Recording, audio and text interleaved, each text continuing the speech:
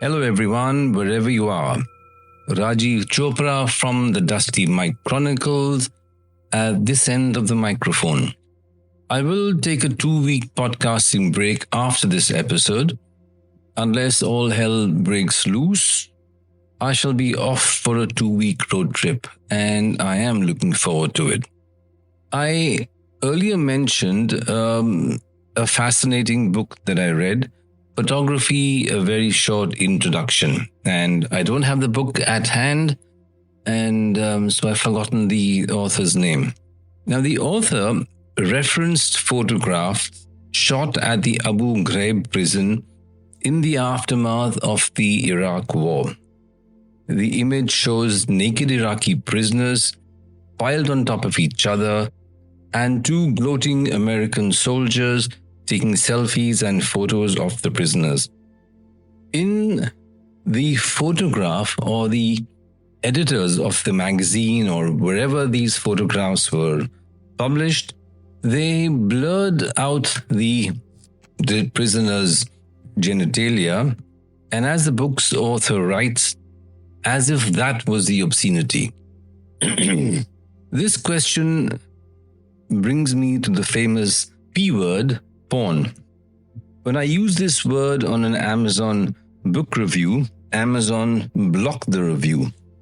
We have become far too woke and far too polite while allowing greater obscenities and greater injustice to take place.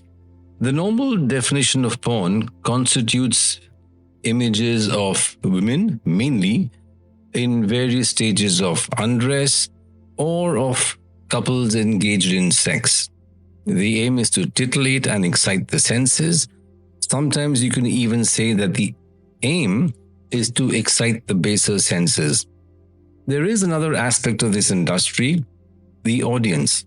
The audience are primarily males, and those who make the images tend to, or let's say they intend to captivate the male gaze and almost reduce the subjects in the photographs or videos to mere objects.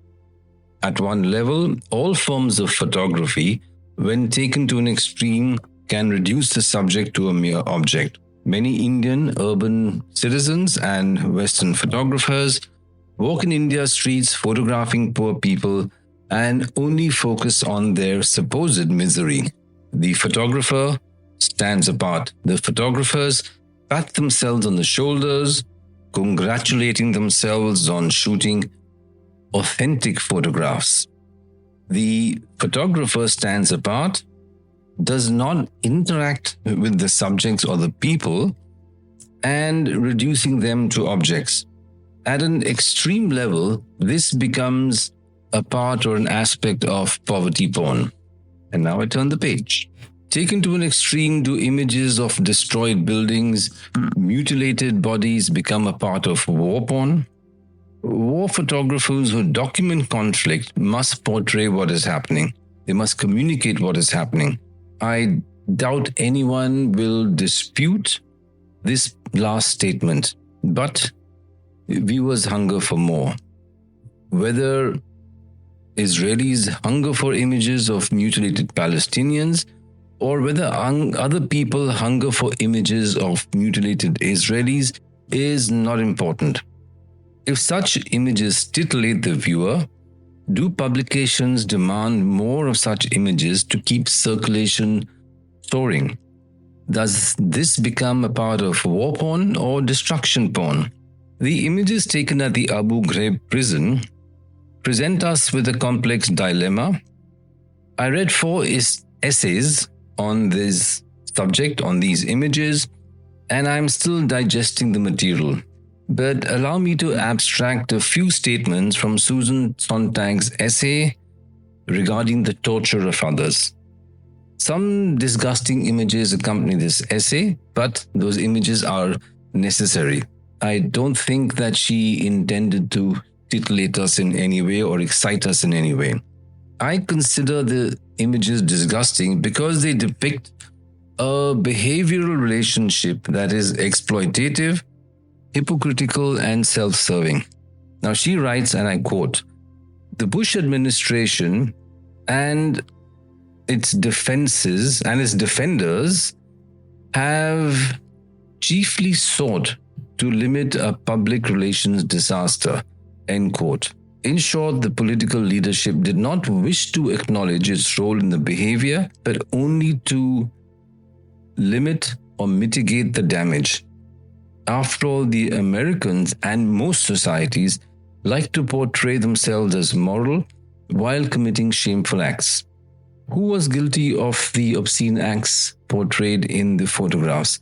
The Iraqi prisoners or the American guards? She writes again, and I quote, "The issue is not whether the torture was done by individuals, but whether it was systematic." As she writes, it is individuals who commit acts of good or evil. When right-wing Hindutva mobs photograph themselves with lynched bodies of those who they deem anti-national or anti-Hindu and face no retribution, these acts of violence or these violent acts become systemic.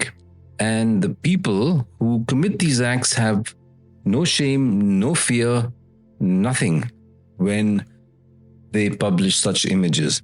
In the case of Abu Ghraib, Susan Sontag further writes, and I quote, "And perhaps the torture is more attractive as something to record when it has a sexual component," end quote. Now this statement is revealing.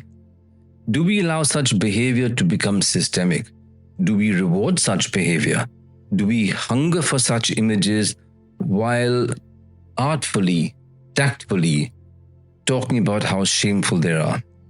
In our public posturing, we may damn such images, yet hunger for them. It is possible we hunger for such images only to damn them at coffee table parties or at, dinner parties or social events. If we truly damned such behavior, we would not reward it. We would face the mirror squarely and look deep into our individual souls. And we would also look deep into our collective souls and question ourselves and the behavior that we reward or punish. Think about it from the perspective of your corporate career. Do you reward people who do not achieve their targets, or people who, who, let's say, break company law or practices? You don't. Who then committed the obscene acts? Was it the Iraqi prisoners who found that they had no choice in the matter? Was it the American political leadership who refused to condemn the behavior of the American soldiers or to question the behavior that they tacitly encouraged? Or is it the general public who lusted for such images while pretending to turn their nose up at the photographs? I'll leave you with these questions and invite you to join the conversation. The camera is a powerful tool, but just remember, the camera is only a tool in the hands of the photographer. It is we who click the shutter button. It is we who point the camera. The camera does not point itself. The camera does not take a photograph itself.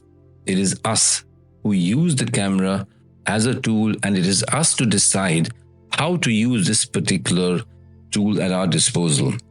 So it is we, as individual photographers and as viewers, who wield the power to either take the photographs or reject the photographs. We can exercise our judgment, or we can pander to such behavior, or we can refuse to pander to such behavior, and we can absolutely refuse to allow such behavior to go unpunished. We have the choice, but if we do not exercise this choice, then I will ask you a question. Who is it that committed the acts of obscenity? Is it the prisoners? Is it those who were oppressed? Was it the viewers? Was it those who took the photographs? Or was it those in authority who condoned such acts? Is it all of us collectively? So when you think of the P word, go deep. Don't just think of glossy magazines with half-naked bodies. Don't just think of, as they call them, triple X-rated films. Think of yourself. What is it that you, as a human being, consider to be obscene or unacceptable behavior? So I'll leave you with these questions, with these comments. Do join in the conversation. Do leave your comments, follow along. Give me a thumbs up if you like, subscribe, and do spread the word and share this podcast. Once again, Rajiv Chopra from the Dusty Mic Chronicles saying goodbye, sayonara, ciao, see you next time.